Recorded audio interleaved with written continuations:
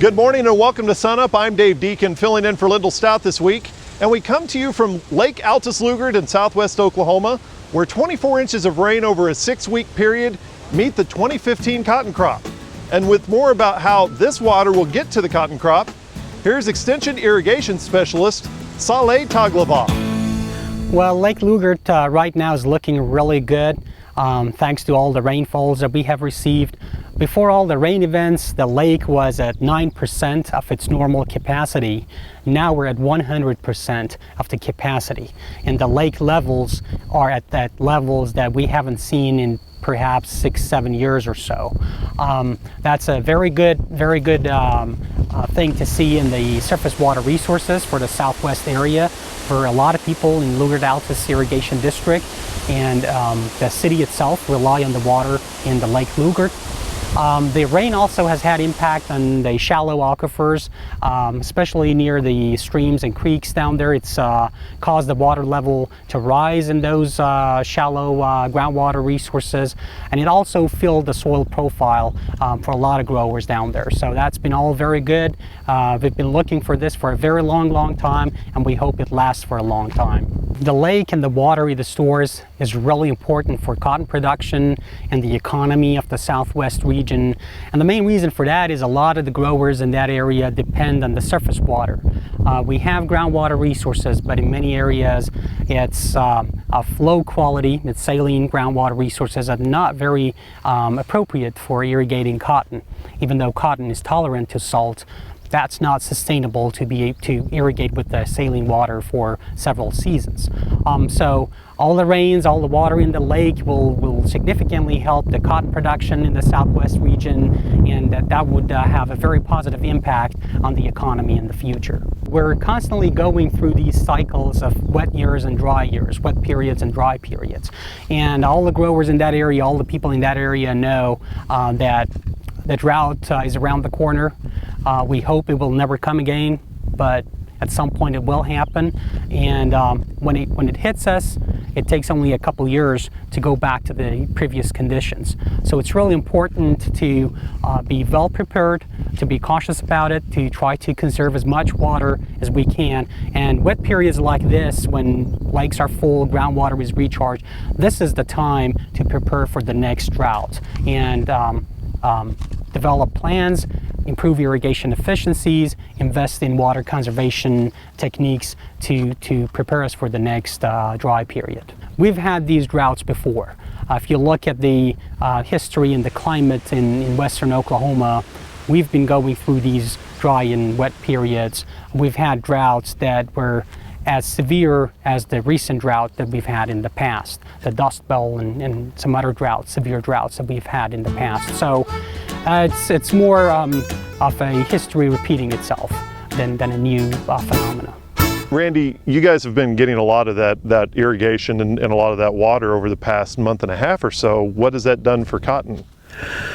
Well, the water has been a real blessing. We had a significant amount of rainfall, of course, in the month of May, but it really started back in April. And I think if we look at the data for the Mesonet at Altus, from April, May, and June total, I believe we're sitting at about 20 inches or so.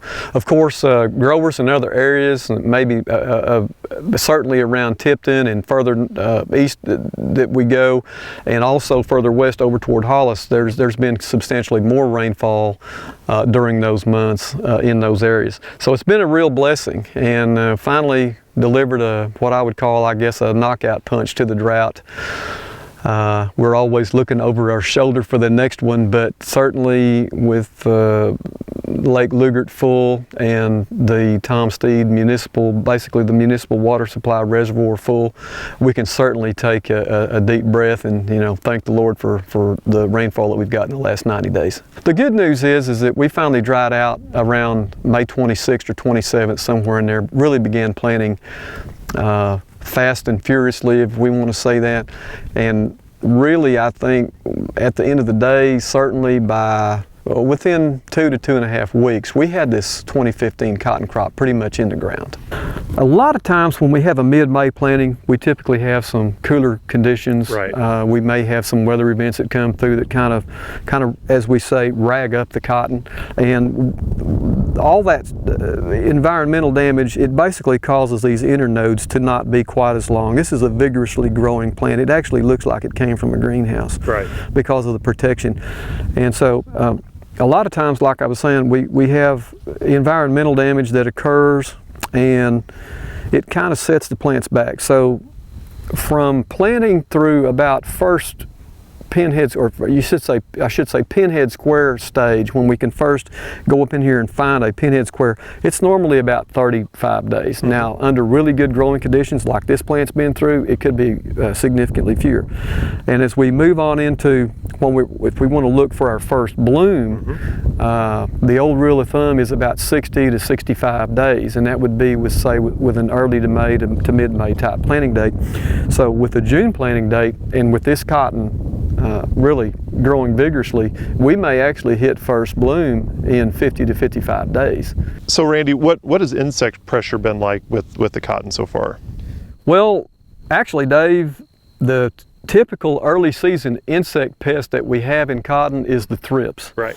And it's actually more or less been out of sync with cotton, mm-hmm. because the wheat dried down, and of course normally we would see cotton emerging around the middle of May toward the end of May, and a lot of the thrips would be relocating their homes from wheat fields over to the cotton fields, and in actuality we just haven't seen hardly any thrips pressure at all this year. Right. We have another insect that's very predominant in Oklahoma cotton, and that's the cotton flea hopper. And it actually will ramp up its numbers on alternate hosts in the ditch, in ditches, and maybe even in some rough areas where there's lots of vegetation growing.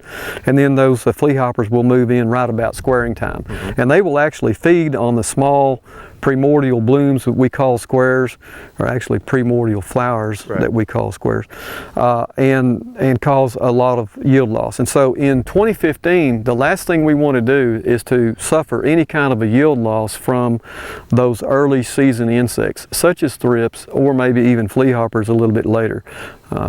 We really don't need the maturity of this crop set back at all, and so we need to be retaining sticking fruit, as we call it, from the get-go once we get there, and we'll probably be there in another 2 to 3 weeks probably.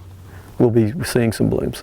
You sound a lot more optimistic than last time we were here, because we were out by the research station over by Altus, mm-hmm. and we were shredding cotton plants. What's it like for you, a cotton guy? What's it mean to you? It's just a tremendous, it's like a tremendous burden's been lifted off our shoulders in this part of the universe. I mean, we've really struggled all in this region. It's not just right around Altus here, but certainly we've had a maximized share of grief because we've had no irrigation water, mm-hmm. With which to make a crop. And so unfortunately we've had to call the insurance adjuster out too many times in the last 4 years. But we really feel like we've got some potential this year. We have a full soil profile under the cotton crop in just about all the counties. Well, I wouldn't know of a single county that shouldn't have the full soil profile of moisture. That's a real plus.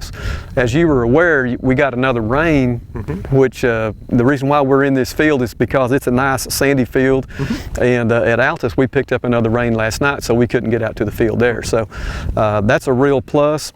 And We have the irrigation water. I'm sure that as we look along the North Fork with the amount of water that it carried on into the main Prairie Dog Town Fork of the Red River, as we look at that, we see how much water came down. I'm sure we got a lot of recharge in this Tillman Terrace aquifer. We got a lot of recharge out in the Blaine Gypsum aquifer, which was really getting pretty testy. And then of course along the Otter Creek alluvium, it actually flooded pretty significantly below Tom Steed Reservoir back in May, and so I'm sure that we got a lot of recharge out of that. So the good news is, in cotton growing country, we're in pretty good shape. We're just a little bit late. We're hoping that we can make up for it with some vigorously growing crops.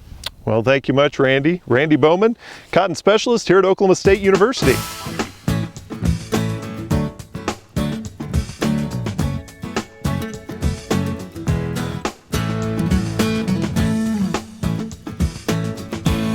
Hi, I'm Al Sutherland with your Mesonet weather report. Storms bring a lot of dynamic weather to Oklahoma. On Monday, June 29th, a wind gust of 96 miles per hour went through Minco. It hit at 5:30 in the evening.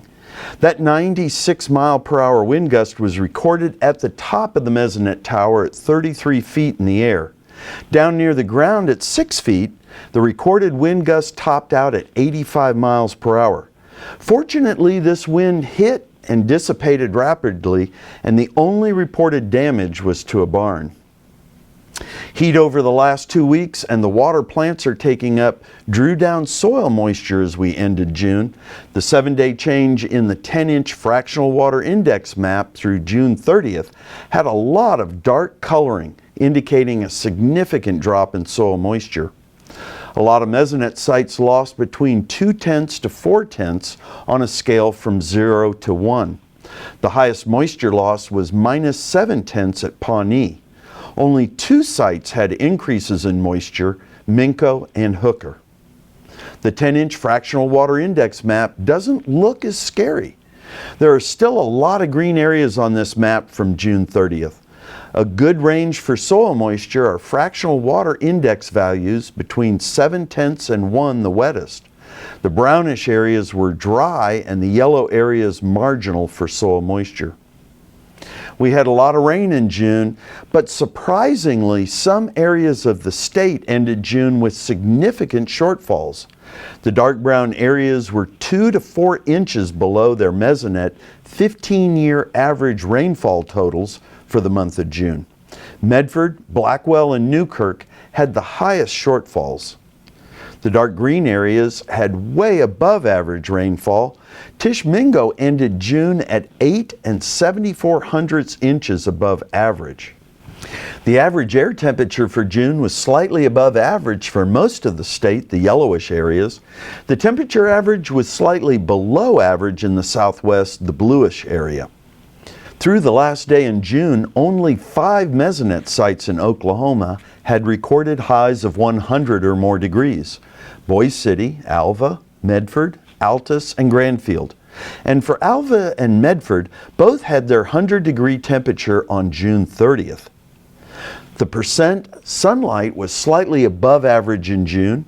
The 2 locations highest above average were Sealing at 11% and Slapout at 10% above their 15-year average percent sunshine. The average relative humidities for June were above average. They were close to average in the areas of below average rainfall. The average wind speed for June was below average for every Mesonet site except Hugo and Mount Herman. Sites on the eastern side of the state had June average wind speeds less than 1 mile below average. In the west, most were between 1.5 to 2 miles below average. Thanks for joining us for this edition of the Mesonet Weather Report. The price of wheat was up 41 cents since the last time we spoke. Now, Kim, there's some movement going on in wheat. Well, we had a 41-cent price rally Monday through Wednesday this week, and then we dropped about 18 cents on Thursday. You can go back to June the 18th. Wheat prices on the KC September contract, they got closed at $5.08. It was down to $5.06 that day. Remember, we've been talking about very strong support at $5. It held to $5, and then 8 trading days later, we closed at $6.10, the high for that day, and that was on June the 30th. 8 trading days later, we had a 98-cent price rally going there. You look at what's going on, and then that good price rally. Of course, on Thursday of this week, we backed off 18 cents of that, went back down below that $6 level that's so important, back down to the 580 to the 590. We'll have to see what happens in the next week or so. I think I know the answer to this, but what's causing all this to happen? You look at the funds on June the 30th, that Thursday, where we got a really almost 20-cent move. I think it's 18 cents for the day. One report said that they bought 20,000 contracts. Wow. That's 100 million bushels. And then the market was down the next day, 18 cents. Well, they sold from 10 to 12,000 contracts. That's 50 to 60 million bushels. So that'll move the market. And the funds, they're doing it to get into position for something. Now, with that price of wheat moving anywhere from 10 to 20 cents every day, is wheat still the safe bet? Oh yeah, wheat's still a safe bet for holding some or selling either one. If you hadn't sold any, I'd go ahead and sell it on this rally. But I think what producers need to do, how they handle markets like this, is they have a written marketing plan. And the one plan that I like is if you will set a price. If the market hits this price, I'm going to sell it, or a kill date. So let's say I had a kill date of, let's say August the 1st, or the Kansas City September contract hitting, let's say, $6.25. If it hits 6.25 cents on July the 15th, I sell it. If it hasn't hit that by August 1, I sell it. And I call that a price or a date kill time. And that's in markets like this, that's the way I like to move it. Don't sell it all at once, but stagger it in the market. Okay, moving forward, what are some of the benchmarks that you're watching for in price? Well, we looked at from $5 to $6. The price is moving in 20-cent increments, $5.20, $5.40, $5.60. Right now I'm watching that $5.80. I mentioned that a while ago. If we break $5.80, then we're probably going to go back down and waller in that $5.40 to $5.80 range. At least we'll stay in the 5 to 6. If we can say next Monday and Tuesday close above $6, and especially above $6.10, then I think we'll establish an uptrend, and we may get another 40 or 50 cent price run. So what I'm watching, $6 is the critical level. Break that, we'll establish an uptrend. If we stay below that, then we're going to stay in the 5 to 6 range. Most of the combines are done cutting here in Oklahoma. Most of the wheat crops in. The combines are moving north. What do you think the price of wheat will do as the combines continue to move north? Well, we're going to have to watch next week. If we're above 6, right, I think we're going to get another round. I don't think there's still a lot of wheat around the world. Right. There's a lot of rumors, in the European Union of quality. What's the quality? We could see the price run up. However, we could see our discounts, which are relatively strong right now, those discounts even get higher as we go up. And so I think the price is going to hold pretty good, because I believe there's right now a shortage of milling quality wheat, or not a shortage, but it's kind of tight. And so I think the price will be up, but that doesn't really signify the price you're going to receive at the elevator, because they're going to have test weight, they're going to have protein, they're going to have different discounts on that wheat, and they're going to be severe. Okay, well, we'll check in with you next week. Kim Anderson, Grain Marketing Specialist here at Oklahoma State University.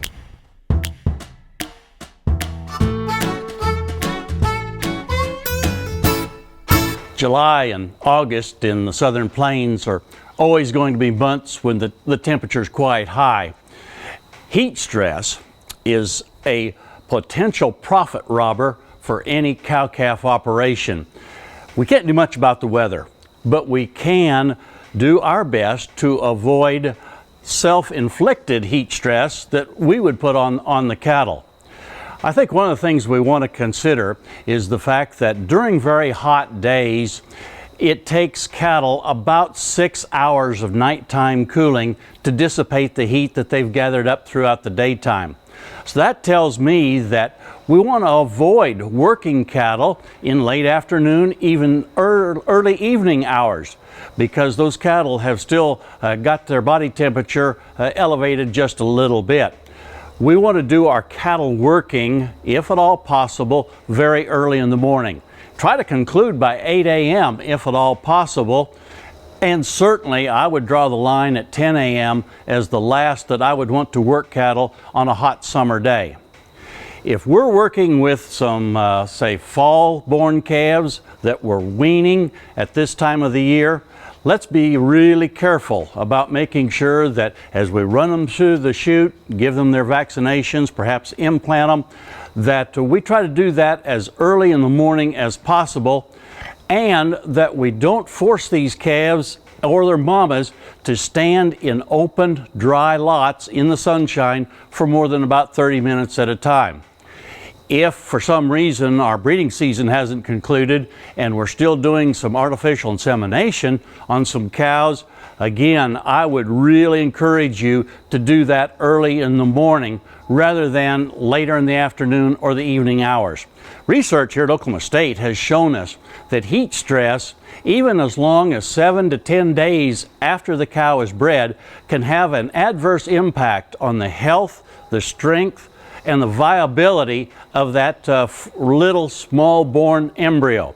So, as we're thinking about working cattle this summer, let's try to do our best to give the cattle and ourselves the best opportunity to work at the coolest time of day, early in the morning, avoid that late afternoon or early evening hours, and I think it'll help us in the long run in terms of the health of the cattle and certainly our own attitude. Hey, we look forward to visiting with you again next week on SUNUP's Cow-Calf Corner.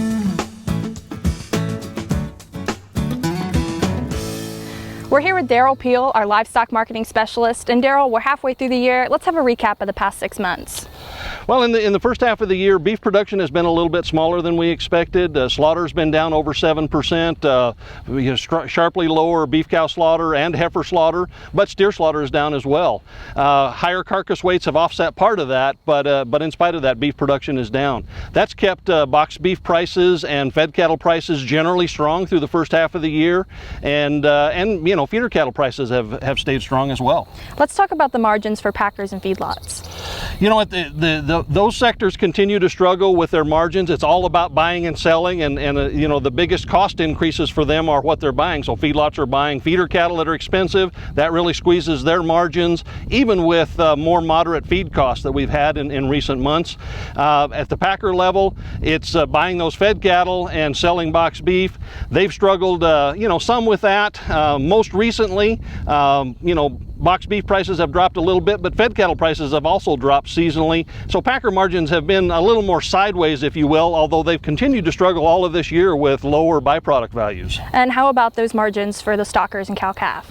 At the cow-calf and stocker level, well, particularly the cow-calf level, of course, they're in the driver's seat and have been last year and this year and well into next year for sure. The market right now is all about increasing cattle numbers, rebuilding the herd, getting beef production up or cattle numbers up. And so, you know, cow-calf sector is going to continue to enjoy good, strong prices. Margins will be, you know, close to, maybe not quite as strong as last year, but very close to it. At the stocker level, there's generally positive incentives or motivation for forage-based production. Recently, you know, feeder cattle prices at the heavy end have been a little bit higher relative to calf prices, and that's made the potential value of gain a little bit stronger. Now, as we move into the second half of the year, are we following any seasonal prices? You know, in general, I would characterize 2015 as more of a sideways year across the board for cattle markets, certainly compared to 2014, where we had a strong uptrend across the board from calf prices all the way up to retail beef prices. You know, in general, we've continued to see retail beef prices improve or increase a little bit this year. Box beef prices and fed cattle prices have been more of a sideways kind of a pattern, as well as feeder cattle prices. So, you know, we're probably near the peak for some of those summer markets for feeder cattle, for example. However, I think tight supplies will continue to rule the day. We probably won't see too much seasonal weakness, but we might expect a little bit of normal seasonality here in the second half of the year. Okay, great information. We'll see you next time.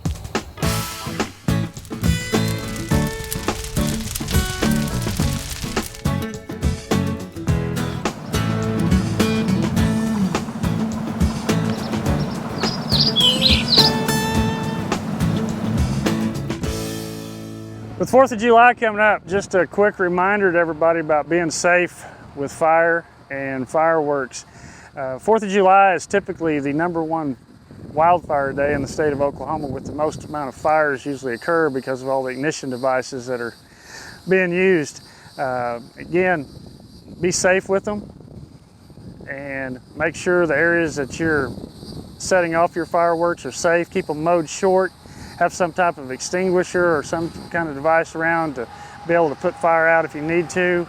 If conditions get dry and stuff, we need to be really safe. Also follow any kind of city, county, state laws that may be in effect on the use of fireworks, and use that judiciously, smartly. Have a great and safe 4th of July. Now, a lot of times people get that uneasy comfort about it's July, it's green. We've had a lot of rain here recently and stuff won't burn. Again, the green vegetation may not burn, may not be easy to set on fire, but it's the old growth that was there from previous years. That's what's going to get things started and get it going. And so again, it's best to have things mowed down short. Don't be lured into that false sense of security that everything's green and it won't burn, because things will burn when it's green.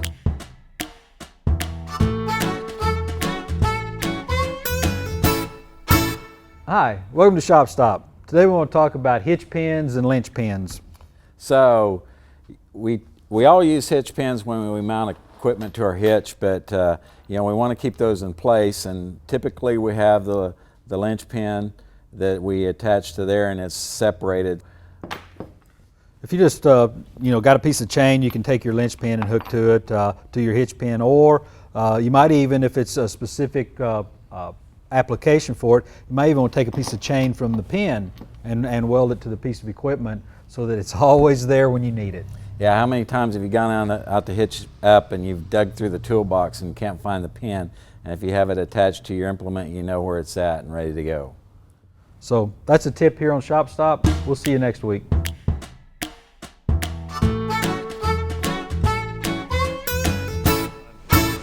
Thanks for joining us this week on SUNUP. If you saw something on the show that you'd like to learn more about, go to our website, sunup.okstate.edu, and while you're there, check out our social media. I'm Dave Deacon, and remember, Oklahoma agriculture starts at SUNUP.